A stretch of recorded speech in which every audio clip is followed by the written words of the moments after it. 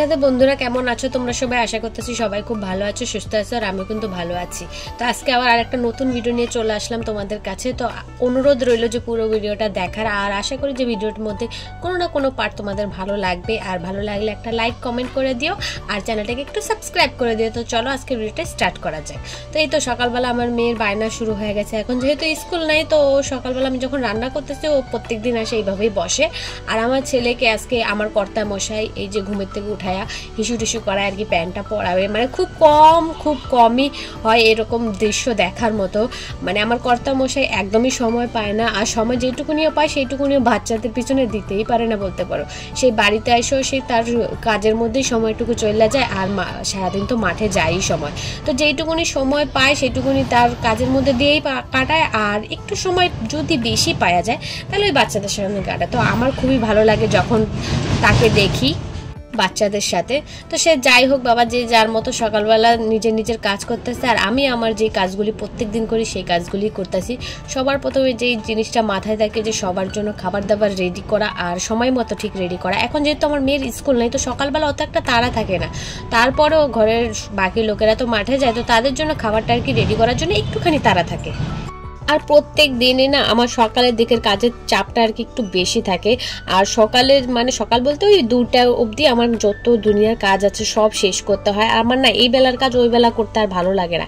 এই যে এই কাজটা আমি ফেলায় রাখবো, পরে করব, এই পরের চিন্তা না পরেই খায়া ফেলে। তো সেই কারণে চেষ্টা করি যে চান করার আগে অবধি আমি যেই অবধি কাজ সারে রাখতে পারি, কারণ চান করার পর আর ইচ্ছা করে না কোনো কাজ করতে।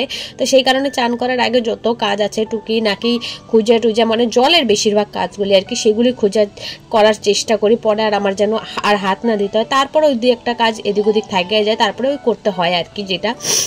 সে যাই হোক, আজকে বাড়ির কাজের সাথে সাথে এক জায়গায় যাবো, তো সেই চিন্তাটাও মাথার মধ্যে রয়েছে। আর আমি একটা সময় নির্ধারিত করে রাখছি যে এই টাইমের মধ্যে আমাকে এই কাজটা শেষ করতে হবে, আর এই টাইমে আমাকে বেরোতে হবে। এরকম একটা টার্গেট লাগলে না আমার মনে হয় কাজ করতে একটু সুবিধা হয়, নাইলে ওই লেজিপনা ভাবেই সারাদিন কাজ করতে থাকো, কোনো টার্গেট থাকে না। আর সময়ের মানে যে জায়গায় যাবো সেই জায়গা থেকে আধা ঘন্টা পর হয়ে যায়, তো সেই জিনিসটা আমার ভালো লাগে না।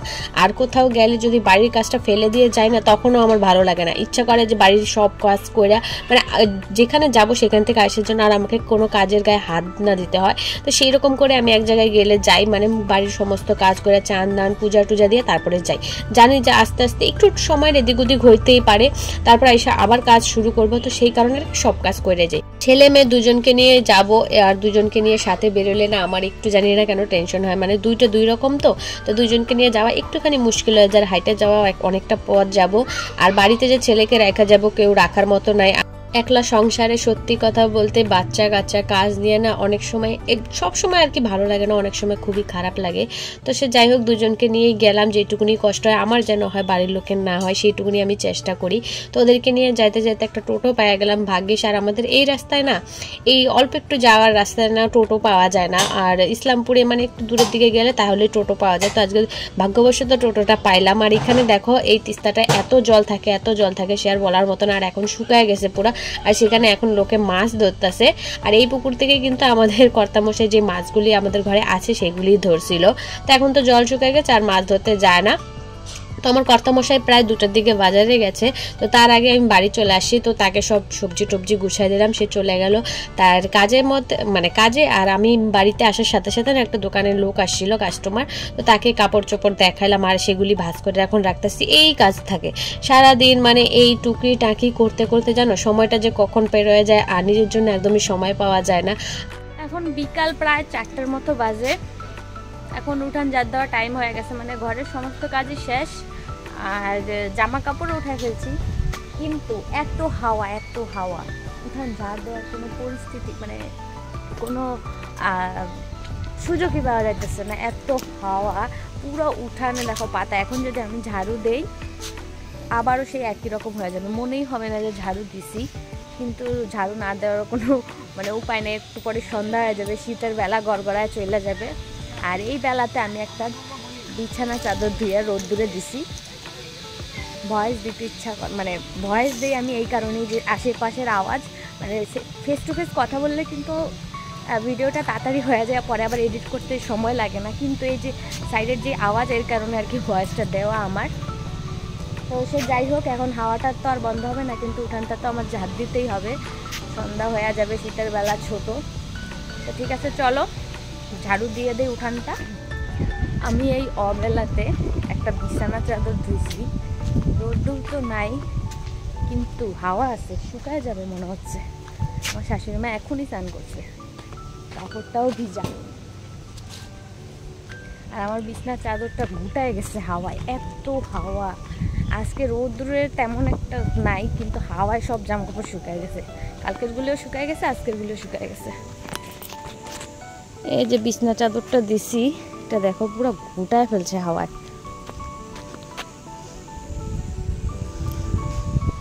শুকাক যে অবধি শুকায়। রাস্তার থেকে আসতে না আসতে আমার ছেলে উঠে গেল, আর হইলো এখন উঠান ঝাড় দেওয়া। আমি উঠানটা তাড়াতাড়ি ঝাড়ু দিতে চাই, কারণ পরে না আর ইচ্ছা করে না পা হাত পা ধুইতে। আর এখন জল তো খুবই ঠান্ডা লাগে, বলতে পারো বাঘের থেকেও বেশি ভয় লাগে এখন জলকে। তারপরেও কিছু করার নাই, পরিস্থিতি এখন এমন হয়ে গেছে। তো এখন ছেলে ঘুমের থেকে যেহেতু উঠছে, ওকে নিয়ে একটু হাঁটবো, আর মেয়ে যাবে আমার টিউশনিতে। আমার মেয়েটা না সত্যি একটু লক্ষ্মীবতী আছে।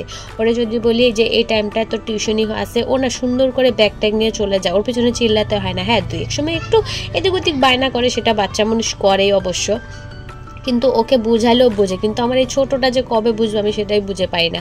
মানে ওকে যেটা বুঝাবো সেটার অপোজিটই ও করবে।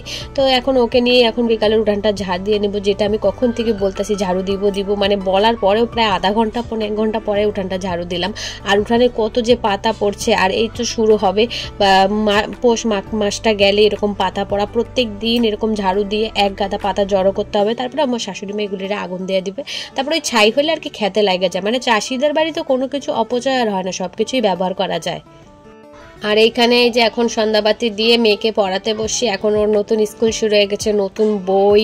মানে এখন এই সময়টা যখনই আসে না, আমার শুধু আমার কথাটা মনে পড়ে। আমার যখন মানে এই বয়সে আমিও ছিলাম, তখন আমার যখন নতুন বই দিত, নতুন ব্যাগ দিত, নতুন পেন্সিল রবার যাই আনতো নতুন, তখন কতক্ষণে আমি মানে স্কুলে যাব, আমার বন্ধু বান্ধবীকে দেখাবো বইগুলি কখন পড়বো, আর নতুন খাতা আনলে কতক্ষণে লিখবো। মানে এই ফিলিংসটা না ও আমার মেয়েকে পড়াইতে বসলে বা ওকে নতুন বই খাতা দিলে না আমার মধ্যে চলে আসে। মনে হয় যেন আমি সেই দিনে এখনো ফিরে গেছি। তো আর কি করার আছে ভাই, এগুলো স্বপ্ন, তো স্বপ্নের মধ্যে নিয়েই থাকতে হবে। এখন আর বাস্তব করা যাবে না সেগুলি। আর বাস্তব যখন ছিল তখন ভালো লাগে না, এখন ভালো লাগতেছে সেই বাস্তবটাকে। তো সে যাই হোক, মেয়ে আমার পড়াশোনা করে এখন চলে গেছে ওর পিসির বাড়ি। কয়দিন থেকে ওর খুব তাল উঠছে, ওর পিসির বাড়ি যাবে। আর বাড়ির পাশেই তো চলে যায়, পড়ে টোরা চলে যায় ও। আর এখানে আমি সন্ধ্যাবেলা মুড়ি খাইতেছি, আর আমার শ্বশুরমশাই বসে বসে টিভি দেখতেছে। ঠান্ডার মধ্যে কি করবে বেচারা বলো। আর এখানে দেখো একটু বসে মুড়ি টুড়ি খাইতেছিলাম, আর এর মধ্যে চলে আসছে আমার কর্তামশাই। আর কর্তামশাইয়ের ভ্যানের আওয়াজ পাই আমার ছেলে রাস্তার থেকে বুঝে যাচ্ছে ওর বাবা আসছে, আর ও আমার আগে ছুটে দৌড়ায় যায় ওর বাবার কাছে। আর ওর বাবাও রীতিমতো ওকে আদর করে কোলে নেয়। আর আজকে আমার কর্তামশাই এগরোল আনছিল অনেকদিন পর, তো একটা রেখে দিলাম আমার মেয়ের জন্য, আর একটা রেখে মানে খাবো আমি আর আমার কর্তামশাই। কিন্তু আমার কর্তামশাইকে জিজ্ঞাসা করাতে ও খাবে না বললো, আর সেই মতো আমি আর আমার ছেলে খাইলাম। কিন্তু আমার ছেলেকে পুরো একটা গোটা লাগবে, ওকে ছিঁড়া দিলে হবে না। তো সেই কারণে একটু হাসাহাসি করতেছিলাম। মানে আমার মেয়েটা যতটা শান্ত, আর তার ঠিক অপোজিট 10 গুণা বেশি বলতে পারি। আমার ছেলেটা ততই বদমাইশ, আর ততই জেদ, আর ততই রাগ। মানে বলতে পারো আমার কর্তামশাই ঠিক এইরকম নাকি ছিল ছোটোবেলায়, এখনও যেরকম দেখি তাই সেই রকমই আমি দেখতে পাই। ছোটোবেলা তো তার দেখি না আমি, কিন্তু আমি বুঝতে পারছি যে আমার ছেলেটা একদমই তার বাবার মতো হয়েছে। মানে যেমন রাগে তেমন মানে ওর ব্যবহারে মানে সবটাই ধরো ওর বাবার মতো হয়েছে, আমার মতো আর কিছু পাইল না। তো এখন ওকে আর শান্ত কীভাবে করাবো, ওকে নিয়ে চলে গেল ওর বাবা পিসির বাড়ি, কারণ এগরোলটা দিতে যাবে মেয়েকে ওর পিসির বাড়িতে। আর আমি আসলাম বাইরে রান্নাঘরে যাব। আর তার আগে দেখো উঠানটার অবস্থা কী হয়েছে, যেরকমটা ছিল ঝাড়ু দেওয়ার আগে ঠিক সেরকমটা হয়ে গেছে। হাওয়া কিন্তু এখনও বন্ধ হয় না, হাওয়া একই রকমভাবে চলতেছে। জানি না আরও কত শীত পড়বে, এমনিতেও শীতের পরিমাণ এত বেশি, তার উপরে আবার হাওয়া চলতেছে, আর তার মধ্যে যদি বৃষ্টি হয়ে যায় তাহলে তো হইল। তো এখানে এখন শীতের দিনে যত ভালো লাগে আগুনের কাছে, গরমের দিনে কিন্তু ততটাই বিরক্ত লাগে আগুনের কাছে আসতে। আর শীতের দিনে মনে হয় একটু থেকে একটু হলে উনানটা জ্বলাই গিয়ে কিছু না কিছু রান্না করি, এটা সেটা বানাই। তো সে যাই হোক বন্ধুরা, এখন ভাত টাত গরম করবো, জল টল গরম করবো, খাওয়া দাওয়া করে ঘুমিয়ে পড়বো। আর তোমরা ঘুমায় না প্লিজ, আমার ভিডিওটাকে একটা লাইক করে দিও, আর যদি বেশি ভালো লাগে তাহলে চ্যানেলটাকে সাবস্ক্রাইব করে দিও। আর ভিডিওর কোনো না কোনো জায়গায় যদি ভালো লাগে একটা মিষ্টি কমেন্ট করে দিও। রাধে রাধে বন্ধুরা, শুভরাত্রি।